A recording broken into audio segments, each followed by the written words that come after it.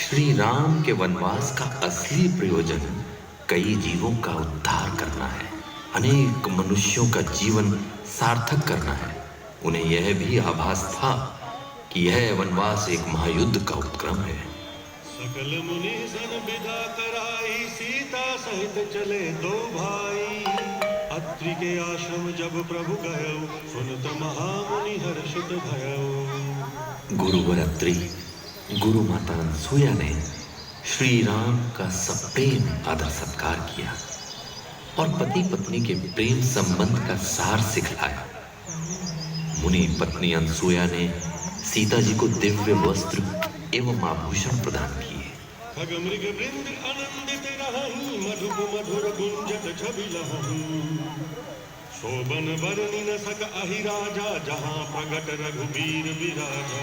वनवास के दौरान गुरु अगस्त्य ने श्री राम को दिव्य अस्त्र भेंट किए।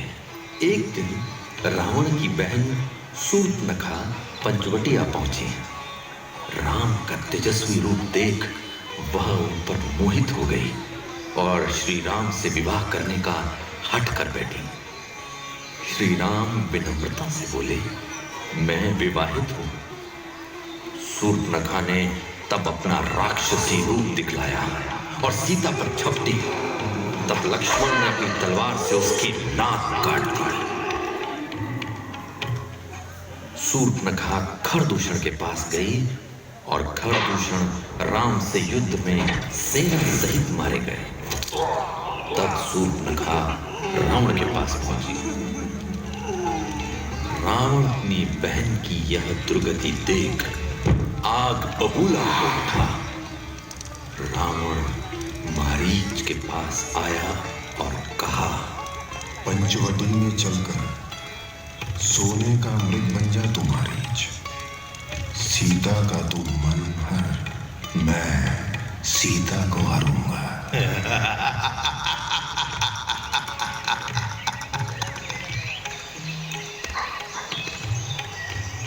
स्वामी, मुझे वो मृग चाहिए।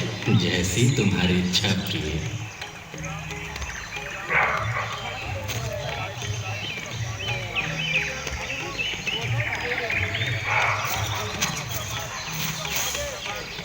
जैसे ही श्री राम का बाण मारीच को लगा, तब मारीच हे लक्ष्मण बचाओ, आर्तनाद स्वर में बोला और मृत हो गया।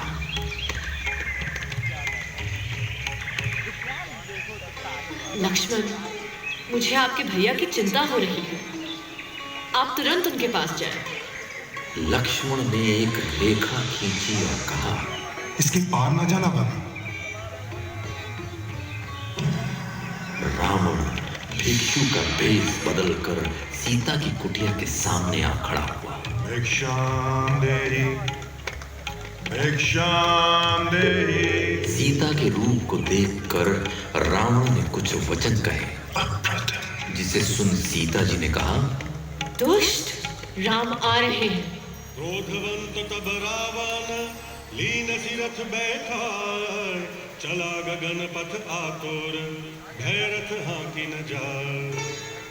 यह सुनकर रावण अत्यंत क्रोधित हुआ और क्रोध में भरकर रावण ने सीता जी को विमान पर बिठा लिया और शीघ्र आकाश मार्ग से चला। डर के मारे उससे गगन रथ हाँका नहीं जाता था।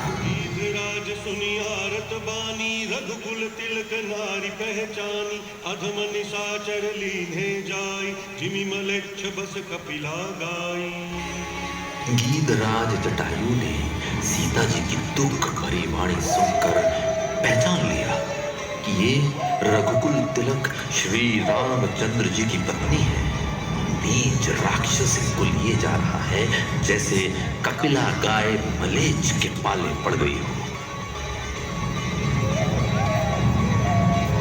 एक घमासान युद्ध के पश्चात रावण ने जटायु के पंख काट दिए।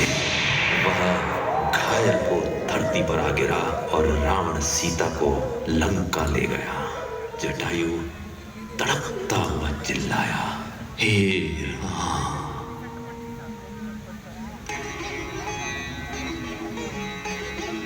श्री राम सीता के विरह में वन में पशु पक्षियों से भी पूछ रहे हैं। हे खग मृग हे मधुकर श्रेणी, तुम देखी सीता मृगनैनी, खंजर सुक कपोत मृगमीना, मधुपन कर कोकिला प्रवीणा। हे पक्षी, हे पशु, हे भौरों की पंक्तियों, तुमने कहीं मृगनयनी सीता को देखा है? खंजर, तोता, कबूतर, हिरण, मछली, भौरों का समूह, प्रवीण कोयल। राम वन में सीता को खोजते हुए शबरी के आश्रम पहुंचे। शबरी ने जब श्री राम से पूछा, मैं तो निचली जाति की हूँ स्वामी, क्या मैं आपकी भक्त कहला सकती हूँ?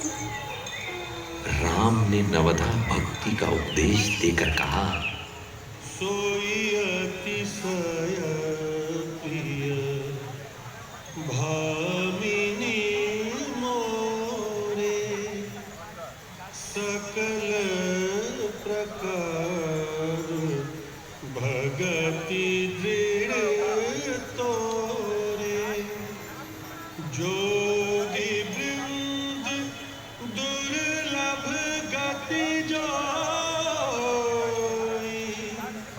तो कहूँ आज सुलभ भई सोई।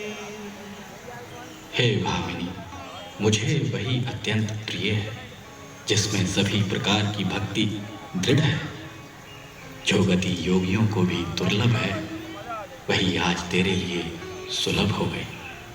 शबरी ने राम को बताया, आप आगे पंपा सरोवर जाएं, वहाँ वानरों के राजा सुग्रीव सीता की खोज कराएंगे।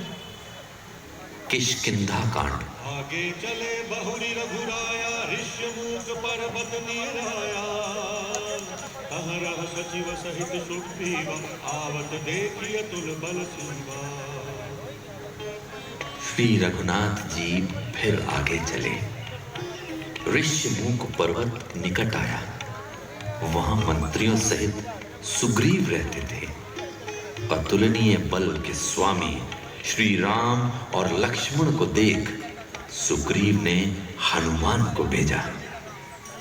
हनुमान जी ब्राह्मण रूप धारण करके श्री राम एवं लक्ष्मण से मिले और श्री राम जी के वास्तविक रूप को पहचान गए। श्री राम के जब दर्शन हुए, क्या दिव्य क्षण था वह। मेरा समस्त जीवन मात्र इसी क्षण की प्रतीक्षा में था। हनुमान जी श्री राम एवं लक्ष्मण को सुग्रीव के पास लाए। श्री राम की सुग्रीव से मित्रता हो गई। श्री राम ने बाली का वध कर सुग्रीव को किष्किंधा राज्य सौंपा। महाराज सुग्रीव ने समस्त वानर एवं रीछ सेना श्री राम को समर्पित कर दी। जय श्री राम की गूंज समस्त सेना में गूंज उठी। मेरा सौभाग्य तो देखिए, श्री राम ने मुझे भेजा मां सीता को ढूंढने। उनकी प्रिय अंगूठी लेकर मैं दक्षिण की ओर निकल पड़ा। समुद्र पार कर लंका पहुंचा।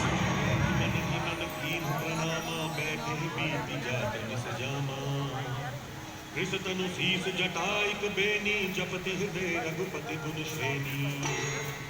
तभी रावण ने वाटिका में प्रवेश किया। माता ने उसकी ओर देखा तक नहीं। रावण अपमान का घूंट पीकर रह गया। कितने दिन तुम हमारी उपेक्षा करोगी?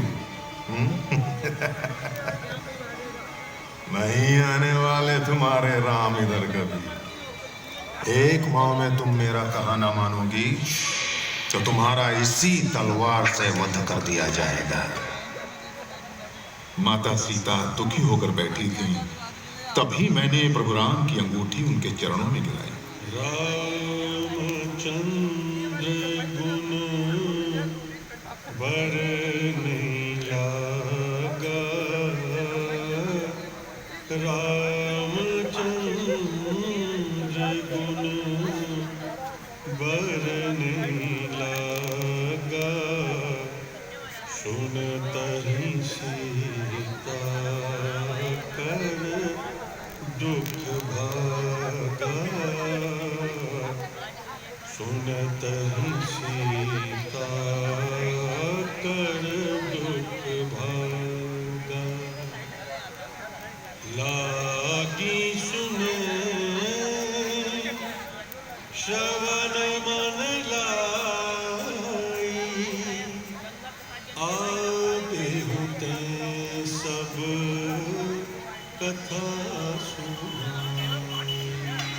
वे श्री रामचंद्र जी के गुणों का वर्णन करने लगे, जिनके सुनते ही सीता जी का दुख भाग गया। वे कान और मन लगाकर उन्हें सुनने लगी। हनुमान जी ने आदि से लेकर अब तक की सारी कथा कह सुनाई। मेघनाद हनुमान को रावण के दरबार में ले गया। रावण ने कहा, दुष्ट वानर, कौन है तुम? हनुमान जी ने श्री राम के गुणों का वर्णन कर सीता जी को वापस करने हेतु रावण को सुझाव दिया।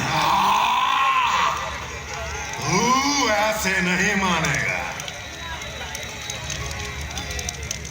आग लगा दो इस दुष्ट की पूंछ को। रावण ने मेरी पूंछ में आग लगवा दी।